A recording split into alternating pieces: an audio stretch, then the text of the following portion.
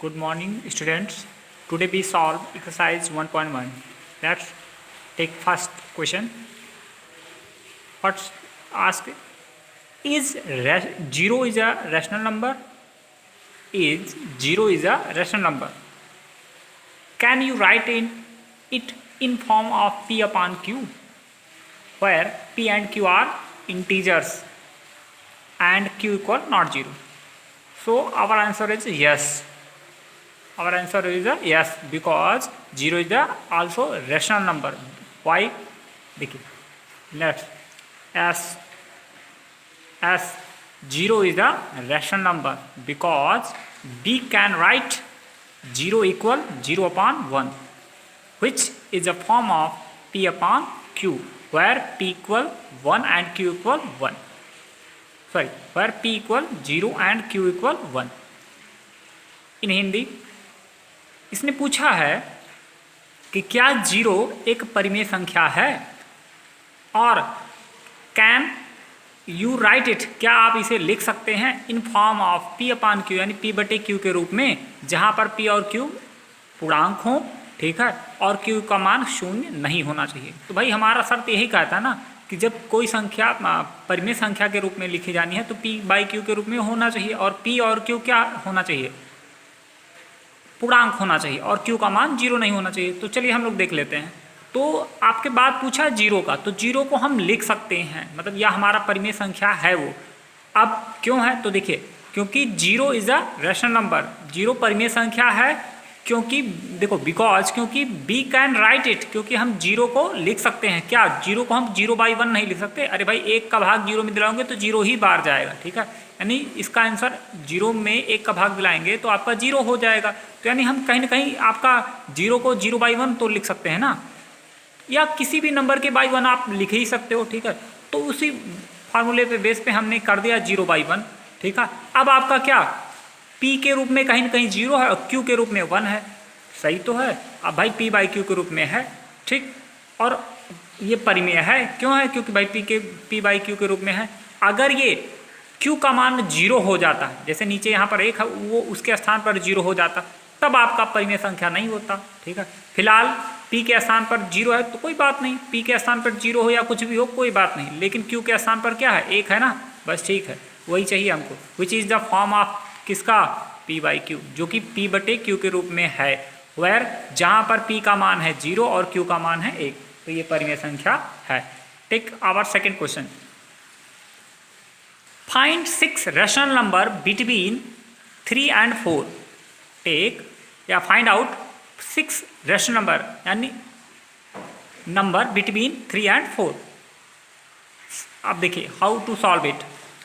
Since we want 6 rational numbers, we want 6 rational number between 3 and 4 with denominator 6 plus 1 equals 7. Then how to we write 3 as a 3 upon 1, because we write any numbers by 1 by 1. Now 3 equal 3 by 1, so we can write it 7 multiply we multiply 7 by numerator and denominator same numbers. Why we write multiply by 7? Because we need to it's a denominator 7.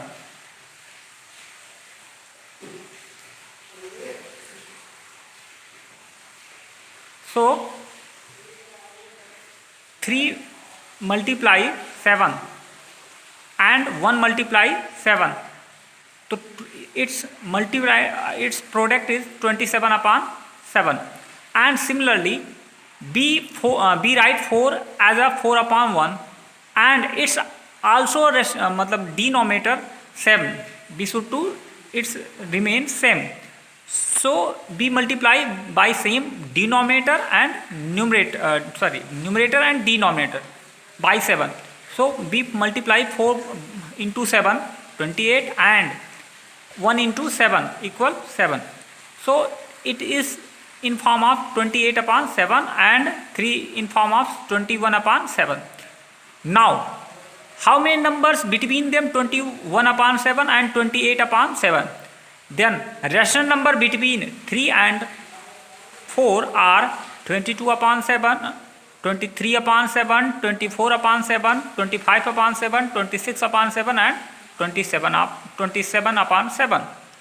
So our 6 rational number between 3 and 4 are 22/7, 23/7, 24/7, 25/7 and 26/7 and 27/7. That's all. We can say in Hindi, जब आपको बोला है कि जो परिमेय संख्या या संख्या आपका 3 और 4 इसके बीच के आपके परिमेय संख्या निकालना है, वो भी 6 के 6 निकालना है। ठीक है, कितने परिमेय संख्या निकालना है? 3 और 4। अब आप सोच रहे हो कि 3 और 4 के बीच में कैसे परिमेय संख्या हो सकती है? 4 मतलब 6। ठीक है, तो देखिए भैया कि हर एक संख्या या कोई दो संख्या लीजिए, उसके बीच में असंख्य, ठीक है, परिमेय संख्या लिख सकती हैं, या उसके बीच में अनंत संख्याएं हो सकती हैं। ठीक है, क्या समझे? तो अब हम इसको क्या कर सकते हैं? परिमेय संख्या हम ढेर सारे लिख सकते हैं, जितना आपको चाहिए उतना हो सकता है। ठीक है, फिलहाल हमको कितनी आवश्यकता है? 6 की आवश्यकता है। ठीक है, तो हम क्या करेंगे? चूंकि देखो बोला सिंस, जब हमको चाहिए क्या? वी वांट, हमको चाहिए 6 रैशनल नंबर, 6 परिमेय संख्या बिटवीन 3 and 4, यानी 3 और 4 के बीच में। तो आपको क्या करिए, एक थ्योरम है, ठीक है, कि अगर आपको जितने रैशनल नंबर चाहिए, ठीक है, जितने रैशनल नंबर चाहिए उसमें 1 ऐड करके, यानी n का मान जैसे यहाँ पर 6 है, ठीक है, यानी x मतलब जो नंबर कितने निकाले परिमेय संख्या 6, तो यहाँ n का मान 6 हो जाएगा।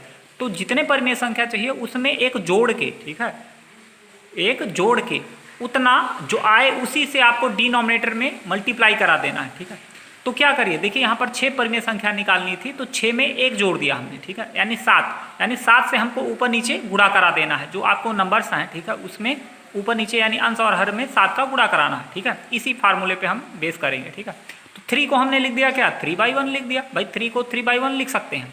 ठीक है, और ऐसे 4 को हमने लिख दिया 4/1।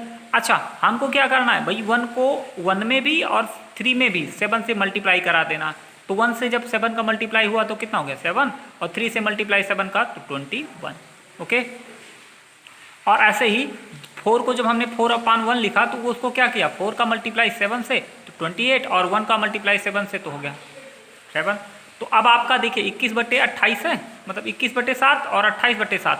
तो 21 और 28 के बीच में, या 21/7 और 28/7 के बीच में कितने परिमेय संख्या हैं? तो देखते हैं। रैशनल नंबर बिटवीन 3 and 4, तो कितना होगा भाई? 22/7 हो जाएगा, 23/7, 24/7, 25/7, 26/7, 27/7। अब जो हमको चाहिए वो हम ले लेते हैं। So our rational number between 3 and 4, यानी हमारे जो 6 परिमेय संख्याएं हैं वो 22/7, 23/7, 24/7, 25/7, 26/7 और 27/7 हैं। ये रहा आपका। फिर अगला देखते हैं, बोला है find rational numbers, find 5 rational number between 3/5 and 4/5। Now how to solve it? Find 5 rational number between 3/5 and 4/5. Since we want 5 rational number, how many? 5 rational number. Then in which between 3/5 and 4/5. Here denominator are same. Denominator are same. Then how many numbers you should to know? 5. Then we add 1. 5 plus 1 यानी 6. We need to multiply in numerator and denominator by 6. Let's see. 3/5 equal 3 multiply 6 and whole by 5 multiply 6. Now 3 multiply 8 equal 18. 3 multiply 6 equal 18 and 5 multiply 6 equal 30. Okay. Now we can 3/5 write in 18/30, and similarly 4/5 equal to 4 multiply 6, 5 multiply 6. Now it's became 24/30. Then how many rational number between 18/30 and 24/30? Now let's see. Rational number between 3/5 and 4/5 are 19/30. after this 18 upon 30, we get 19 upon 30, 20 upon 30, 21 upon 30, 22 upon 30 and 23 upon 30. 22 upon 30 and 23 upon 30. Total 5. Let's B terminated 20 upon 30. We can write it 2 upon 3 because we cut it by 10. And 21 upon 30 also cut by 3. It goes to 7 times and denominator goes to 10 times. So it can be written as 7 upon 10 and 20 upon 30 can be written as 2 upon 3. So our 5 rational number between 3 upon 5 and 4 upon 5 are 19 upon 30, 2 upon 3, which is comes from 20 upon 30. Similarly, 7 upon 10, which is come from 21 upon 30, comma, and 22 upon 30, 22 upon 30 and 23 upon 30. We can write it 22 upon 30.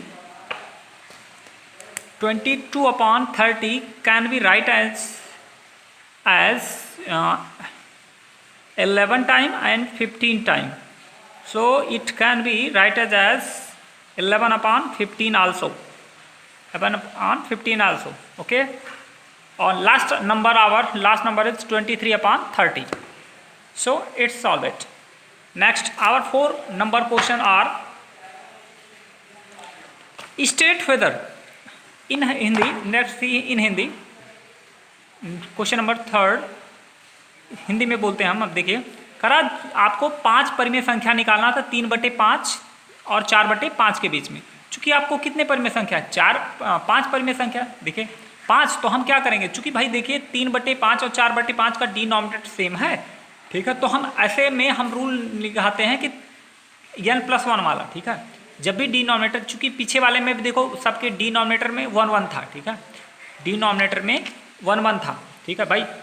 3 को भी हम 3/1 लिख सकते हैं और 4 को भी 4/1 लिख सकते हैं, तो डिनोमिनेटर सेम था ना। तो जब डिनोमिनेटर सेम होता है तो हमको फार्मूला n+1 कर देते हैं, n+1 करके और डिनोमिनेटर में उसी से मल्टीप्लाई करा देते हैं। तो देखिए 3/5 में हम क्या कर दिए, n का मान क्या था 5 था, तो 5 में एक हम भाई 5 संख्या निकालनी है ना परिमेय संख्या, तो उसमें n का मान 5 हो गया, 5 में एक जोड़ के यानी 6 से हमको ऊपर नीचे गुणा कराना है। तो 3/5 में हम अंश में भी 6 का और हर में यानी 5 में भी 6 का गुणा, तो 3 में 6 का गुणा 18, 5 में 6 का गुणा तो 30। ऐसे ही 4/5 के अंश और हर में दोनों का हमको क्या करना है 6 का गुणा कराना, तो 4 में 6 का गुणा तो 24, 5 में 6 का गुणा तो 30।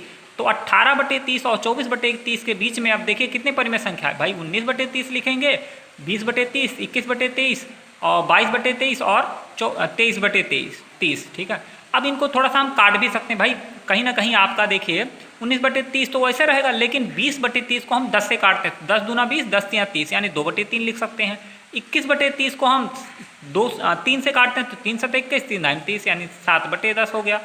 और ऐसे ही 22/30 को हम क्या कर सकते हैं 2 से काटते हैं तो 11 दूना 22 और 15 दूना 30 यानी 11/15 आ गया, ठीक है।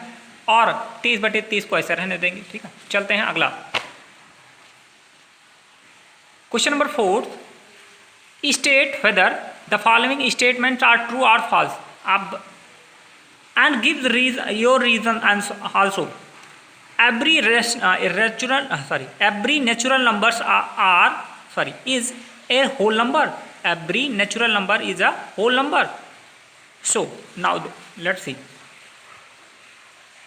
True, because we know that the whole numbers series is 0 1 2 3 4 5 6 7 and so on, and natural number series 1 2 3 4 5 and so on. So we can see that whole number start from 0 1 2 3 4 5 and natural number start from 1, which is natural number, all natural number be found in whole numbers. So all natural numbers are whole number, okay. So we can say that we can conclude that even every natural numbers, let's say 1 also whole number, 2 also whole number, 3 also whole number. So we can say that, therefore we can say that every natural number is a whole number. Okay, next, our next question, every integer is a whole number. Every integer is a whole number. Yes, no, sorry, every integer is a whole number. No, because we know that series of integer 0 plus 1 plus 2 plus 3 and so on, and left side -1 -2 -3 and so on, and series of whole number are, it start from 0 1 2 3 4 5 6 7 8 and so on. We can say that all whole numbers are integer, but all integer are not whole number, because negative integer are not whole number, because whole number start from 0 and all positive numbers, but integer include all negative, positive and 0. So all negative numbers are not should be to whole number. So we can say that every integer are not whole number. यानी हमारी जो पूर्णांक होता, प्रत्येक पूर्णांक वो प्रत्येक पूर्णांक हमारा कह सकते हैं कि पूर्ण संख्या नहीं हो सकता। क्यों? क्योंकि पूर्णांक में सभी धनात्मक और ऋणात्मक संख्याएं आ जाती हैं, शून्य सहित सभी धनात्मक तथा ऋणात्मक संख्याएं आ जाती हैं, जबकि होल नंबर में 0 सहित सभी धनात्मक संख्याएं होती। तो कहीं ना कहीं जो ऋणात्मक संख्या होती है पूर्णांक में, वो कहीं ना कहीं होल नंबर में नहीं आती। तो इस नाते हम कह सकते हैं कि प्रत्येक पूर्णांक एक पूर्ण संख्या नहीं है। ठीक है, अब अगला देखते हैं, every rational number is a whole number. Every rational number is a whole number. No, because 3/2 is also rational number, but it is not whole number, because when we divide 2 by 3, 3 by 2, we got 1.5.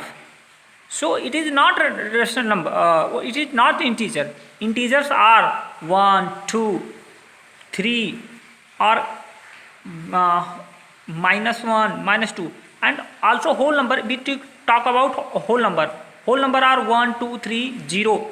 It is 1.5. No, it is not rational, or it is not whole number. So we can say that all rational number are not whole number.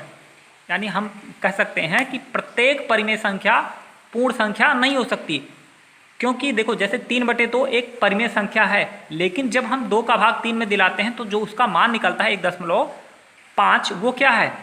वो पूर्ण संख्या के रूप में नहीं है। पूर्ण संख्या हमारा या तो 1 रखिए, या तो 2 रखिए, या तो 3 रखिए। अब ये नहीं कि 2 और 3 के बीच में 2.2, ठीक है, ये या 1 और 2 के बीच में 1.5, ये सब पूर्ण संख्या है नहीं।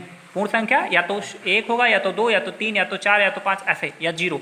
ठीक है, और जबकि ऐसा कुछ नहीं है। ठीक है, अगर यही आपका 6/2 होता तो हाँ, ये हम इसको 3 लिख सकते, तो 3 एक पूर्ण संख्या है। ठीक है, so we can say that not all rational numbers are whole number. Okay, अगले वीडियो में मिलते हैं।